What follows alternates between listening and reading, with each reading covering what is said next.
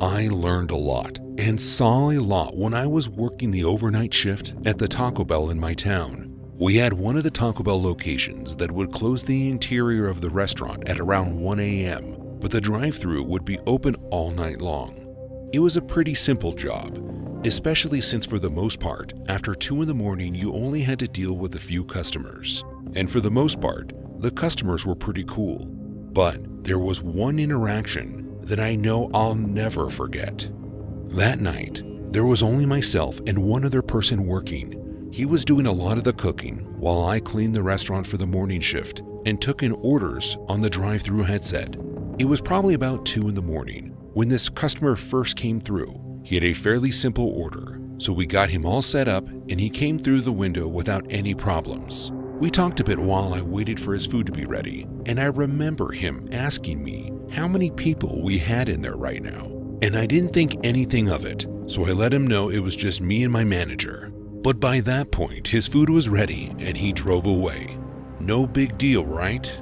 Wrong.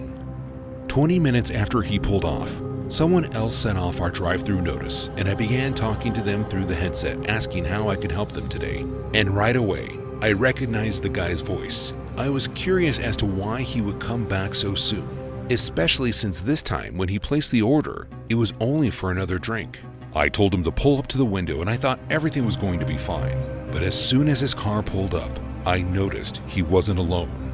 He had 2 other people with him, and when they got to the window, the passenger and the person in the back seat began to get out of their car. I got a bad feeling about the situation right away, so I proceeded to close and lock the drive-thru window, which is when they began flashing their pistols at the window.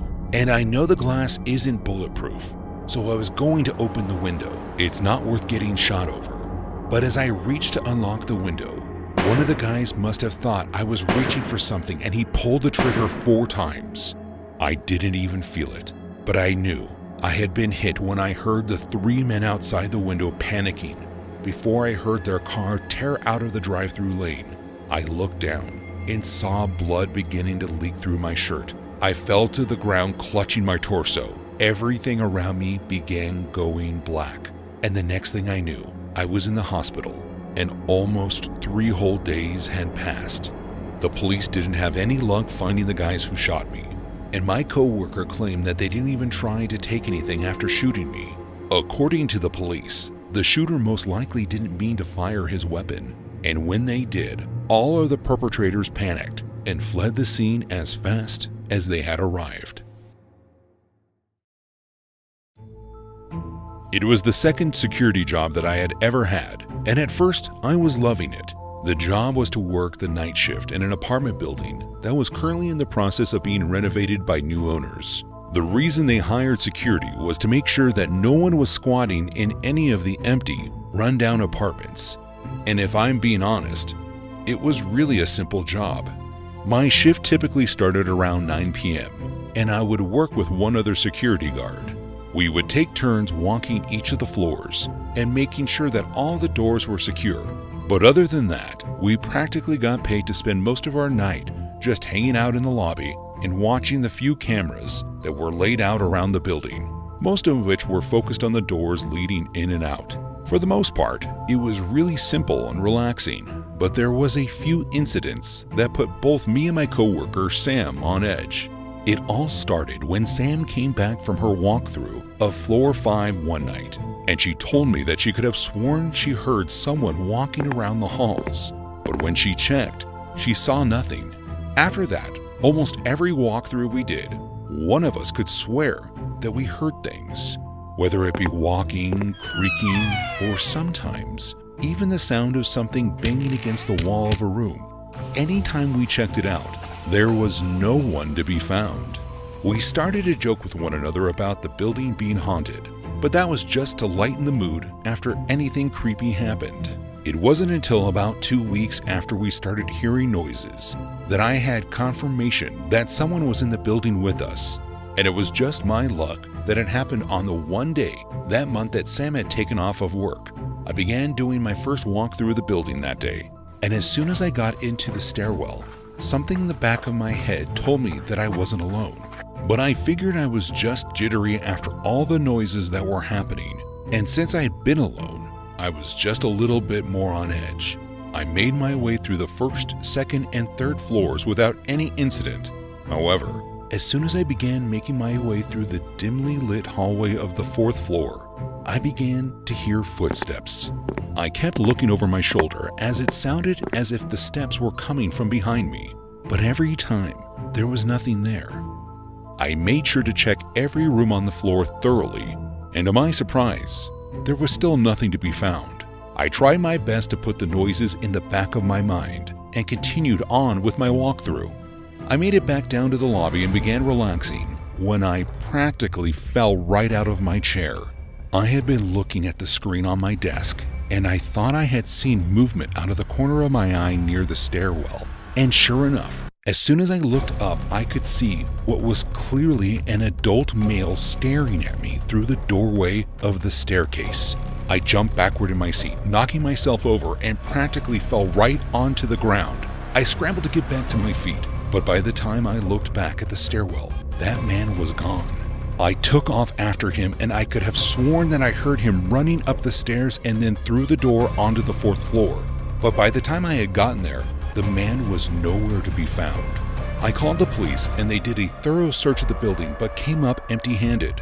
Honestly, for a minute I felt like I must have been seeing things, but I know for a fact that there was someone else in the apartment building with me that day. And for the next week or so, Sam and I made sure to run our walkthroughs together so that we always had backup. But to our surprise, there weren't any signs of the man that I had seen, and the strange noises had also seemed to stop, at least for a little while. It was only around 9 days after the first sighting that Sam and I ended up having another incident. The two of us just started our shift, and we were getting ready to do our first walkthrough when all of a sudden, we heard what sounded like someone yelling coming from upstairs. Now, it didn't sound like screams coming from someone in pain, but instead sounded like someone yelling very aggressively. The two of us looked at each other, and then we grabbed our radio and cell phones before going to check it out. Sure enough, the yelling that we heard was coming from the fourth floor, the same floor that I had followed the man onto the first time that I had seen him. Sam and I made sure to be careful as we stepped into the hallway since it was very poorly lit, and we didn't know what to expect. And sure enough, as soon as we walked out of the staircase, the yelling ceased. Sam and I both listened closely in hopes to finding out where the yelling had been coming from. And both of us nearly turned around and ran back down the stairs when the man began yelling at us directly. "You won't take me home," he began to yell. "Neither of you." Sam and I looked at each other before I responded. "Sir, we aren't here to hurt you. Please come out so we can talk." We waited for a moment, but there was no response. There was no verbal response. But Sam tapped me on the shoulder before pointing to one of the rooms on the left of the hallway. We could clearly see the door beginning to crack open before something flew out of it toward us. I heard the sound of something small hitting the wall next to me, and when I looked on the floor, I saw what looked like a small dart of sorts. Sam and I didn't say anything to each other before we both took off running down the staircase. It wasn't long before Sam was on the phone with the police station again, and they had units heading our way. This time, when they got there, I decided to wait in the stairway for them to make sure that the man hadn't had a chance to escape.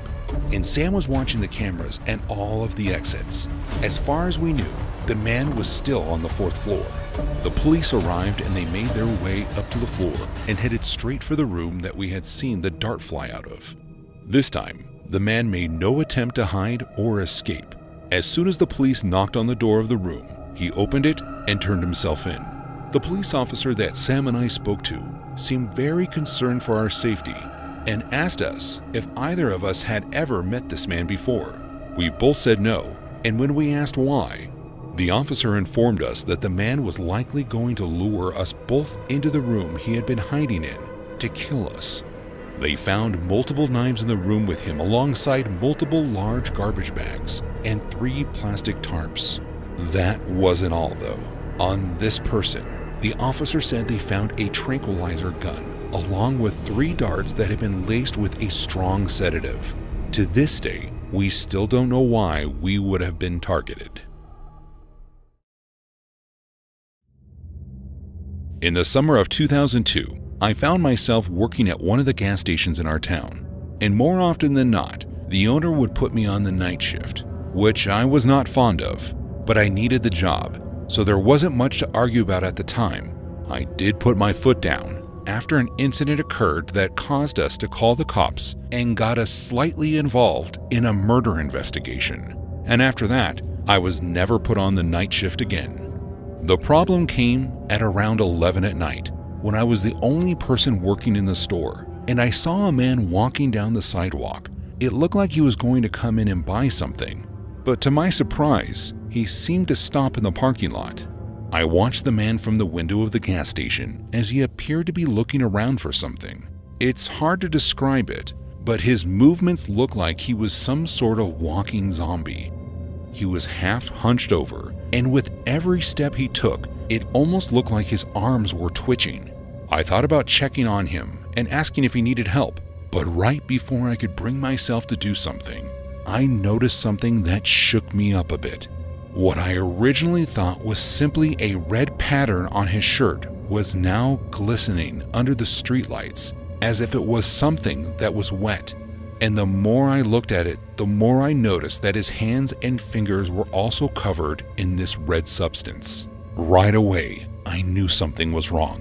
And considering that I was alone in the gas station, I decided my best option would be to lock the door. I walked around to the corner and went over to the door to lock it. And just at that moment, the man in the parking lot happened to look over at me. I continued locking the door and bolting the floor lock as the man began to approach the glass. As he got closer, it was clear that he had been covered in blood, some of which was even on his face, but none of it appeared to be coming from him. I reached for my cell phone and began calling the police as the man began to press his face against the glass door. He began slapping his hands against the glass as he yelled in some sort of incoherent language. The police assured me that they were on their way to my location, and I made sure to stand far away from the glass. About 30 seconds before the police arrived, the blood-covered man reached into his pant pocket and pulled out a small pocket knife. My eyes widened as he began to fold open the blade and then press the tip of it against the glass. The man began to let out a sinister laugh, and it looked like he was getting ready to wind up his arm and smash the glass door once and for all. Lucky for me, the police ended up pulling into the parking lot before he could do so. The man turned and faced the two cars that pulled up, and they were immediately at a standoff. Thankfully, the police managed to tase the man before he could hurt anyone and arrest him. But get this, things got even more serious the next day when the police came in to question me about what happened. It turns out before coming to the gas station, the man had taken some sort of drug that made him very belligerent.